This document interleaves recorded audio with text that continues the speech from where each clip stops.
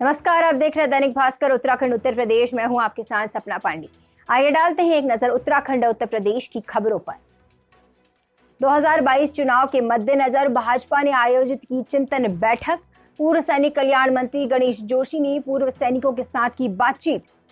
उत्तराखंड में 2022 में होने वाले विधानसभा चुनाव से पहले बीजेपी अब खुद को हर तरीके से उत्तराखंड में मजबूत करने में जुट गई है। बीजेपी लगातार प्रदेश भर में चिंतन बैठक कर रही है। आज बीजेपी मुख्यालय में पूर्व सैनिकों के साथ कैबिनेट मंत्री और बीजेपी पदाधिकारियों ने चिंतन बैठक की। पूर्व सैनिक कल्याण मंत्री गणेश जोशी ने पूर्व सैनिकों के साथ बातचीत की।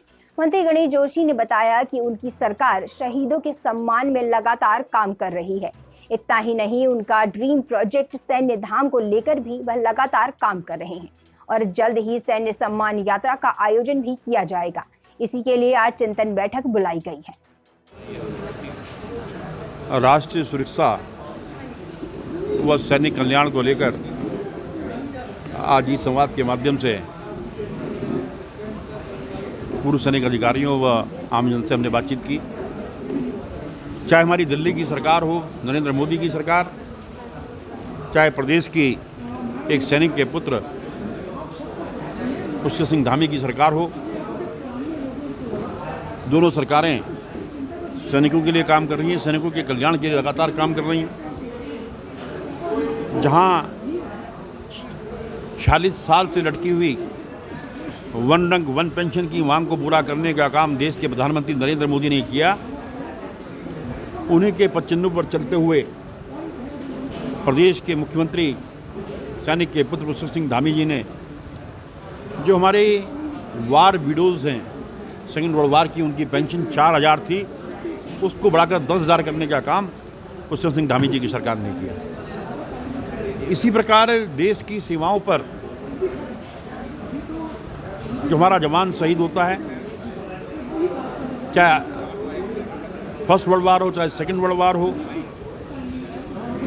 चाहे 47 की लड़ाई हो, 62 हो, 65 हो, 71 हो, कारगिल हो, गलवान हो, संसद पर हमला हो, ताज होटल पर हमला हो, वहाँ पर जवान होने वाला कोई ना कोई जवान शहीद होने वाला हमारे उत्तराखंड से होता है।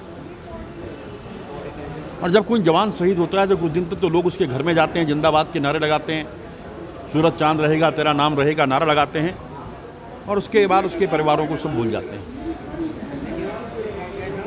हमारी सरकार ने, पुष्कर सिंह धामी की सरकार ने सुनिश्चित किया है, देश की सीमा पर रक्षा करते हुए अगर कोई जवान शहीद होगा, चाहे सेना का हो, चाहे पैरामिलिट्री फोर्स का हो, उसके परिवार के एक व्यक्ति को उसकी योग्यता के अनुरूप नौकरी देने का काम पुष्कर सिंह धामी की सरकार करेगी, भारतीय जनता पार्टी की सरकार करेगी। ये काम हमारी सरकार कर रही है। हम जसपुर में किसानों ने किया पंचायत का आयोजन। 5 सितंबर को होने वाली महापंचायत के लिए तैयार की गई रणनीति। जसपुर की तहसील परिसर में भारतीय किसान यूनियन के बैनर तले क्षेत्र के किसान इकट्ठा हुए और एक पंचायत की गई, जिसमें 5 सितंबर को होने वाली महापंचायत में पहुंचने के लिए रणनीति बनाई गई। वहीं आम आदमी पार्टी के वरिष्ठ नेता यूनुस चौधरी ने भी किसानों को अपना समर्थन दिया और किसान नेता शीतल सिंह बड़वाल ने बताया कि आने वाली 5 तारीख को किसान महापंचायत है, उसी के लिए ये मीटिंग रखी गई है ताकि महापंचायत में ज्यादा से ज्यादा संख्या में किसान पहुंचे। इस क्षेत्र के किसानों ने आज ये मीटिंग रखी है। 5 तारीख को सभी किसान भाई हमारे मुजफ्फरनगर के कार्यक्रम में जा रहे हैं, तो सब में हमारा भी योगदान है। हम भी 5 गाड़ियाँ लेकर के किसानों के साथ जाएंगे और हमारे किसान भाइयों की जो समस्याएँ हैं, जो काले कानून है, इस कानून के खिलाफ जो प्रदर्शन चल रहा है देश भर में, आम आदमी पार्टी उसके साथ खड़ी है। यहाँ पर पार्टी को मैटर नहीं है। वैसे मैं किसान भी हूँ, मैं किसान परिवार से हूँ, तो मैं आपके माध्यम से बताना चाहता हूँ कि किसानों की समस्याएं जेन्युइन है और इसमें सरकार को सुनना चाहिए और किसानों की समस्या का समाधान होना चाहिए। मीटिंग चल रही है और हमने 5 सितंबर को बहुत ही अधिक संख्या में वहाँ पहुँचना है और किसान संयुक्त मोर्चे की मीटिंग है और हमने आज बना रखा था किसानों को जोड़ा, नौजवानों को पदों से नवाजा जा रहा है ताकि अधिक संख्या में पहुँचें, रणनीति बने। वहाँ खर्चा भी होना है, तन मन धन से सेवा करने के लिए प्रेरित कर रहे हैं और उन्हें कह रहे हैं किसानों के साथ जुड़ें, हमारी फसलें MSP पर तुलें और ये हमारा मकसद है, किसानों को खुश रखना, खुशहाल रखना। हर जगह की पेमेंट किसानों को सरकार नकद दे और किसानों को दुखी करना छोड़ दे। हरियाणा सरकार की निंदा की जा रही है और वहाँ पर हमारा एक किसान शहीद हुआ है, वहाँ एक हमारा किसान शहीद हुआ, उसको आज हमने श्रद्धांजलि देनी है और उनके लिए मौन रखना है। और उम्मीद करता हूँ कि सभी किसान हमारी बातों पर आकर के वहाँ जाने के तैयार रहेंगे और मीडिया का मैं धन्यवाद देता हूँ जो हमारी बात यहाँ से लेकर वहाँ तक पहुँचाते हैं। धन्यवाद। राष्ट्रीय जनलोक पार्टी के शेर सिंह राणा ने किया प्रेस वार्ता का आयोजन, बोले पार्टी कुमाऊं में भी उतारेगी प्रत्याशी। बहुचर्चित फूलन देवी हत्याकांड से जुड़े शेर सिंह राणा अब उत्तराखंड में 2022 के चुनाव को लेकर सक्रिय हो चुके हैं और अपनी पार्टी राष्ट्रीय जनलोक पार्टी से हरिद्वार जिले की 11 विधानसभा के साथ साथ उत्तराखंड के कुमाऊं में भी अपने प्रत्याशी उतारेंगे और पूरे दमखम के साथ चुनाव लड़ेंगे। साथ ही उन्होंने कहा है कि वो उत्तराखंड में बेरोजगारी सबसे बड़ा मुद्दा है। भाजपा सरकार की मनमानी के चलते उत्तराखंड की जनता को सही तरीके से जन सुविधाएं नहीं मिल पा रही हैं, जो कि युवाओं के लिए बहुत पीड़ादायक है।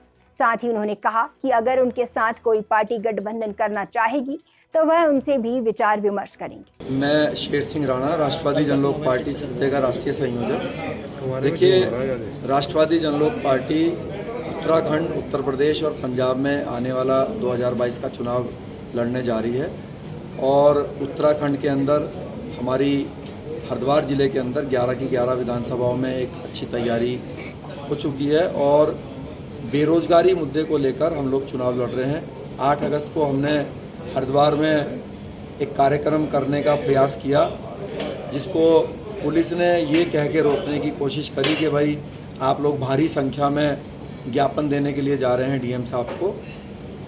तो मेरा आपके माध्यम से ये कहना है कि जो प्रशासन है, रोज़ मुख्यमंत्री जी और उनके मंत्री हरिद्वार ज़िले के अंदर बड़े बड़े हजार लोगों के इकट्ठा करके कार्यक्रम करते हैं, तो उनको किस नियम के तहत जो है इतनी भारी संख्या में इकट्ठा होने की परमिशन दी जाती है। जो उत्तराखंड सरकार की जो सरकारी वेबसाइट है DPIR, अगर कोई भी व्यक्ति DPIR पर देखेगा तो हजारों लोग का कार्यक्रम रोज़ सरकार खुद अपने कराती है, खुद ही नियमों का उल्लंघन करती है। तो प्रशासन को नियम कानून फॉलो करते हुए इनके ऊपर भी मुकदमा दर्ज करना चाहिए, क्योंकि उस दिन हम पर बेरोजगारी मुद्दे को, बेरोजगारों की आवाज़ उठाने के कारण FIR की गई, जिसकी हमारी पार्टी बिल्कुल भर्त्सना करती है। और जब हम सत्ता में हिस्सेदार आएंगे 2022 में, तो अपने पार्टी के सभी ऐसे पदाधिकारी और कार्यकर्ताओं के ऊपर से इन मुकदमों को वापस कराया जाएगा, क्योंकि ये झूठा और फर्जी मुकदमे हैं। राणा जी, आपकी पार्टी कितनी विधानसभा पर चुनाव लड़ेगी? देखिए, उत्तराखंड में हम लोग 11 विधानसभा हरिद्वार ज़िले की और आसपास की कुछ विधानसभाओं में हम लोग तैयारी करके रखे हैं, लेकिन गठबंधन के संबंध में भी हमारी कुछ राजनीतिक दलों से चर्चा चल रही है। अगर हमारा गठबंधन बनता है तो जो हमारे हिस्से में सीट आएंगी उस पर लड़ा जाएगा। अगर हम अकेले चुनाव लड़ते हैं तो ज़्यादा से ज़्यादा सीटों पर उत्तराखंड में हमारी पार्टी चुनाव लड़ेगी। आप कौन सी सीट पर चुनाव लड़ेंगे? देखिए, निजी रूप से तो मैं खुद चुनाव नहीं लड़ूंगा। मैं राष्ट्रीय संयोजक हूँ पार्टी का, प्रचार प्रसार मेरा काम है, वही काम मैं करूँगा। उत्तराखंड में कितना मजबूत मान रहे हैं? देखिए, उत्तराखंड में मैं आपसे आज ये बता दूं कि 2022 में जिस भी पार्टी की, चाहे कांग्रेस हो चाहे भाजपा हो, कोई भी सत्ता में हमारे राष्ट्रवादी जनलोक पार्टी के बिना सहयोग के नहीं आएगा। RJP सत्य है। मुलायम सिंह यादव का हालचाल लेने गए बीजेपी के यूपी अध्यक्ष स्वतंत्र देव सिंह। मुलायम सिंह ने दिया समाजवादी पार्टी में शामिल होने का न्योता। पूर्व मुख्यमंत्री तथा पूर्व राज्यपाल कल्याण सिंह के निधन पर समाजवादी पार्टी के संरक्षक मुलायम सिंह यादव भले ही शोक व्यक्त करने न जा पाए हों, लेकिन भारतीय जनता पार्टी के प्रदेश अध्यक्ष स्वतंत्र देव सिंह ने जन्माष्टमी पर उनके आवास पर जाकर उनका हालचाल जाना। इस दौरान भी खांटी नेता तथा समाजवादी पार्टी के संरक्षक मुलायम सिंह यादव ने स्वतंत्र देव सिंह को समाजवादी पार्टी में शामिल होने का न्योता दे दिया। तो वहीं भाजपा ने इस मुलाकात के जरिए यह संदेश देने की भी कोशिश की है कि मतभेद भले ही हो, लेकिन मनभेद नहीं होने चाहिए। साथ ही उन्होंने कहा कि सियासी शिष्टाचार बहुत जरूरी है। बुलेटिन में आज के लिए बस इतना ही। जाने से पहले एक संदेश, कोरोना संक्रमण अभी खत्म नहीं हुआ है, तो इससे बचे रहने के लिए समय पर वैक्सीन लगवाएं, मास्क पहनें, सामाजिक दूरी का ध्यान रखें और देखते रहिए दैनिक भास्कर उत्तराखंड उत्तर प्रदेश।